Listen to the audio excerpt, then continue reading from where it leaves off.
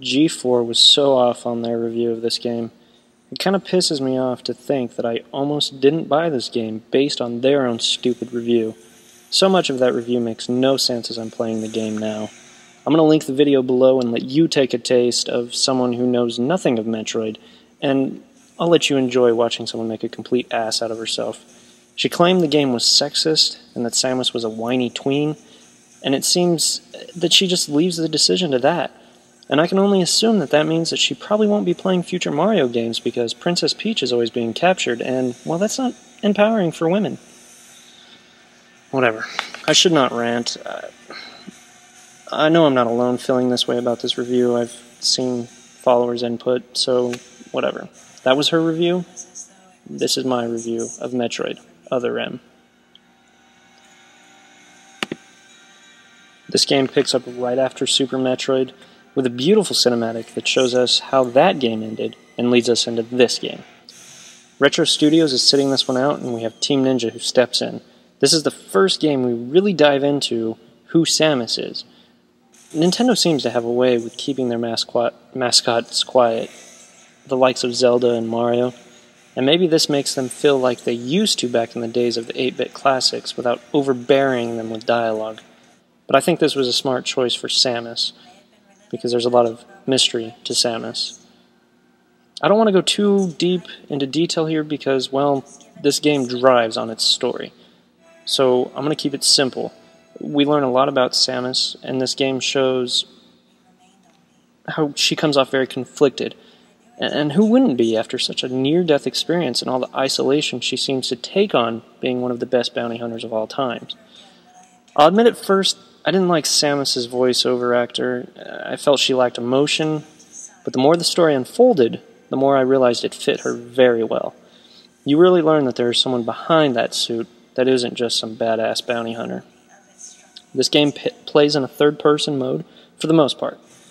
You can tell the game is trying to bring back the glory days of Samus and her side-scrolling adventures. They didn't forget the Prime fans either. Even though Prime fans, I must admit you're going to be a little bit disappointed.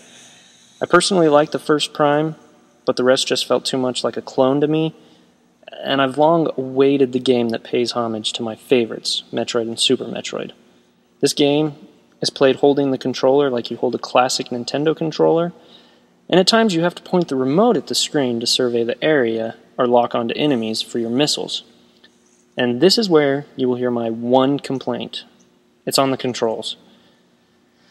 You only have the D-pad to move around, which at times can become very stiff without analog. But thanks to the lock-on targeting, it isn't terrible, but it still feels a bit weird, and the last part is looking through the visor.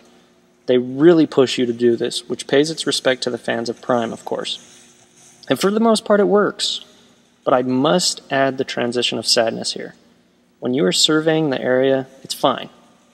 But they push this in battles, and it becomes very hard to do, because if you are facing in the wrong direction, when you point at the screen, you may have to take a second to spin the screen around to locate your enemy, and in a heated battle, this could cause you some health points. Plus, when you're in first-person mode, there is no movement. You are pinned down. As I'm playing more, I'm getting used to this, and I'm able to dodge the attacks even in first-person mode. But I think they could have spent some more time in the training helping you learn this and feel more comfortable with it.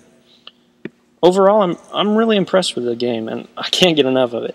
I hope to see more games like this, and maybe making 2 series out of it, because I know there is a huge following for the Prime series, and some people may long to have that back. But I honestly prefer this. It feels like Metroid used to. I feel like I'm picking right back up after the classics, and I love it. Not many classic games transition well into the modern games today, and though Prime did decent to me, it never felt like Metroid. This feels like Metroid. I feel fans of the classic and the Prime series will still have a place for this in their hearts. I also feel, as someone not familiar with the series, that they will enjoy this game too. At first, some of the story may come off a bit confusing, but that's okay because a lot of this is flashbacks that none of us never knew, including the diehard fans, so it works as a sequel that gives prequel elements. I know that sounds weird, but I think it makes sense. Definitely check this game out, though. Out of the rent, steal from a friend, eBay, or buy, I say buy. This is definitely the Wii title that makes hardcore gamers turn their Wii back on. Thanks for watching, guys. Hope you enjoyed my review. I'll come back with you guys with a new review next week. Leave your comments down below on how you feel if you've seen this, and give me some feedback. Does anyone agree with the G4? Because I sure in hell don't. Alright, see you next week, guys. Peace.